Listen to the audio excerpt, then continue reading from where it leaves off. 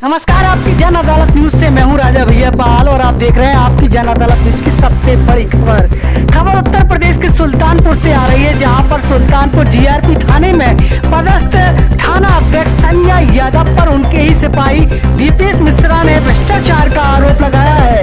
और जब उन्होंने भ्रष्टाचार के खिलाफ आवाज उठाई तो उनके खिलाफ कार्रवाई कर दी गई, जिसके बाद दीपेश मिश्रा ने दुखी होकर सोशल मीडिया पर एक वीडियो वायरल कर दिया है। और जिस वीडियो वायरल होने के बाद सुल्तानपुर थाना अध्यक्ष संजय यादव को वहां से हटा दिया गया है। लेकिन इस समय खबर आपकी जन अदालत न्यूज पर उत्तर प्रदेश के सुल्तानपुर की देख रहे हैं, जहां पर सुल्तानपुर जीआरपी थाने में पदस्थ सिपाही दीपेश मिश्रा की दिलेरी के बाद संजय यादव जो कि जीआरपी थाने में पदस्थ थाना अध्यक्ष थे, उनको हटा दिया गया है। लेकिन सवाल इस बात का है कि इसमें भ्रष्टाचार में और भी बड़े आला अधिकारियों का हाथ हो सकता है। आइए सुनते हैं कि दीपेश मिश्रा ने सोशल मीडिया पर अपने वीडियो में क्या कुछ कहा है, सुनिए मेरे साथ। थाना जीआरपी सुल्तानपुर में पोस्ट था मेरे थाना अध्यक्ष श्री संजय कुमार यादव, जो कि 14/8/2019 से विगत 9 माह से कार्यवाहक थाना अध्यक्ष के पद पर कार्यरत हैं और 9 माह से कार्यवाहक थाना अध्यक्ष बने हैं। जबकि जब एक थाना अध्यक्ष बने थे तो इनका अप्रूवल भी नहीं हुआ था और इसी अनुभाग में इनसे योग्य उप निरीक्षक और निरीक्षक मौजूद हैं जिनका अप्रूवल भी हो गया है और जो योग्य हैं, और उसी थाने में भी बहुत लोग हैं जो कि जिनका अप्रूवल हो गया हो योग्य हैं। इन्होंने मेरा ट्रांसफ़र करवा दिया है, चूँकि एक दिन पहले हमारे ट्रांसफ़र के एक दिन पहले हमने सीडीआर की आमद की थी और सीडीआर जो कि मोबाइल गुमशुदगी की होती थी, जो कि जो आती थी तो सर्विलांस शाखा से, तो इसको वो स्वयं रख लेते थे और संबंधित उप निरीक्षक गणों को नहीं देते थे। जबकि नियम यह है कि जो सीडीआर जो विवेचक होगा उसको दिया जाएगा, स्वयं नहीं रखा जाएगा। और सर्विलांस शाखा से सीडीआर को स्वयं रख लेते थे और रिसीव भी नहीं करते थे। उसके बाद इन्होंने मेरा ट्रांसफ़र करवा दिया और मेरा ट्रांसफ़र रिक्ति के सापेक्ष जनहित में हुआ है। मेरी कोई शिकायत नहीं है।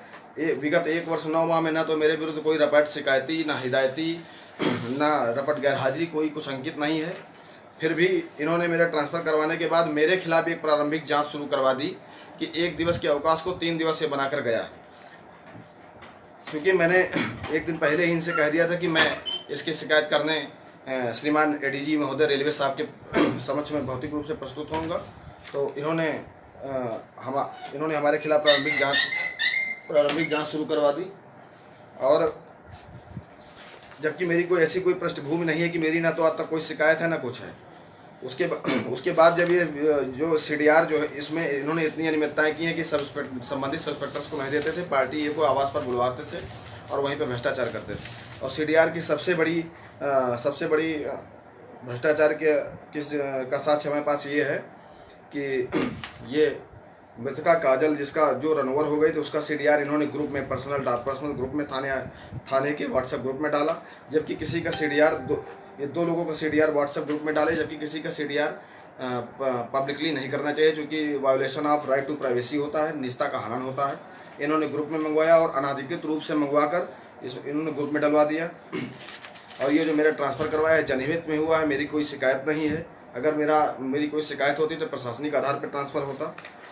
मात्र इनको मैं सीडीआर रिसीव करवाता था अपने हस्तलेख में, वही सबसे बड़ा कारण बन गया कि इन्होंने सीडीआर क्यों रिसीव करवाई है। ये सारे सीडीआर के हमारे पास साक्ष्य हैं और ये जो इन्होंने ग्रुप में मंगवाया है वो उसका साक्ष्य है। और अभी डीजीपी साहब का आदेश हुआ था कि 5-5 दिवस की रिवार्ड लीव दी जाएगी जो लोग 2019 में आकस्मिक अवकाश का उपभोग नहीं कर पाए हैं। इन्होंने 10-10 दिवस का रिवार्ड लीव अग्रसारित किया और 10-10 दिवस का अग्रसारित किया।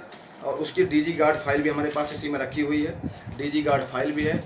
और इन्होंने अपने कारखास कांस्टेबल राकेश सिंह को 10 दिवस का रिवार्ड लीव फॉरवर्ड किया और उप निरीक्षक सुरेंद्र सिंह दरोगा जी को भी श्री सुरेंद्र सिंह को भी इन्होंने 10 दिवस का रिवार्ड लीव फॉरवर्ड किया। और थाने के हेड कांस्टेबल शान मोहम्मद का रिवार्ड लीव इन्होंने नॉट रिकमेंडेड रिवार्ड लीव लिखा और सीओ साहब ने भी 10 दिवस का रिवार्ड लीव कर दिया। जब हमने इसकी भी शिकायत किया, उस पर अभी तक कोई कार्रवाई नहीं हुई है।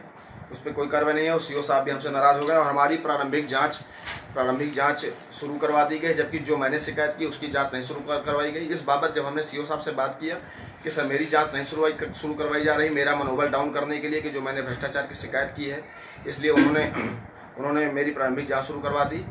तो सर उनकी भी जाँच शुरू किया जाए तो कहा गया कि कोरोना चल रहा है, जबकि मेरी जाँच में मैं बीमार चल रहा हूँ, फिर भी कोरोना अभी नहीं चल रहा है। मैंने सारे साक्ष्य व्हाट्सअप से सीओ साहब को सबको भेजे, लेकिन कोई उस पर संज्ञान नहीं लिया गया। और थाने के 3 लोग ऐसे हैं, 4 लोग जैसे जिनकी ड्यूटी विगत 9 माह में मिली जुली कुछ लगी ही नहीं तो लगी ही नहीं है, जिसमें head constable Prakash Chandra Yadav, constable Rakesh Singh, उप निरीक्षक श्री सुरेंद्र सिंह और हेड कांस्टेबल रफन खान। इन लोगों की ड्यूटी 9 माह में लगी नहीं। अगर मेरी बातों की पुष्टि जीडी में चेक करने से हो जाएगी, चूँकि जीडी में कुछ और लिखा जाता था, और ड्यूटी रजिस्टर में कुछ और लिखा जाता था।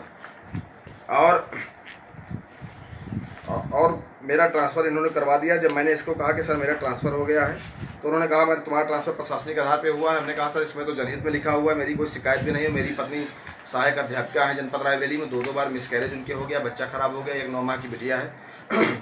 तो मेरा ट्रांसफ़र भी करवा दिया गया। अब प्रारंभिक जाँच हमारी करवा दी गई है। मैं इस बात को श्रीमान माननीय मुख्यमंत्री महोदय, माननीय प्रधानमंत्री महोदय सभी और श्रीमान डीजीपी साहब और श्रीमान एडीजी साहब सभी को संदर्भित, उच्च अधिकारी गणों को सभी को सादर विनम्र भाव से संदर्भित करना चाहता हूं कि मुझे फंसाया जा सकता है इस अनुभाग में। मेरा स्थानांतरण इस अनुभाग इलाहाबाद कर दिया जाए, अन्यथा मुझे फंसा दिया जाएगा। और मेरे जो हमने शिकायत की है उसकी जाँच करवा लिया जाए। अगर जाँच में तथ्य सामने नहीं आते तो मुझे नियमानुसार दंडित किया जाए, और अन्यथा यदि मुझे न्याय नहीं मिल पावे तो मेरा इस्तीफा मंजूर कर लिया जाए।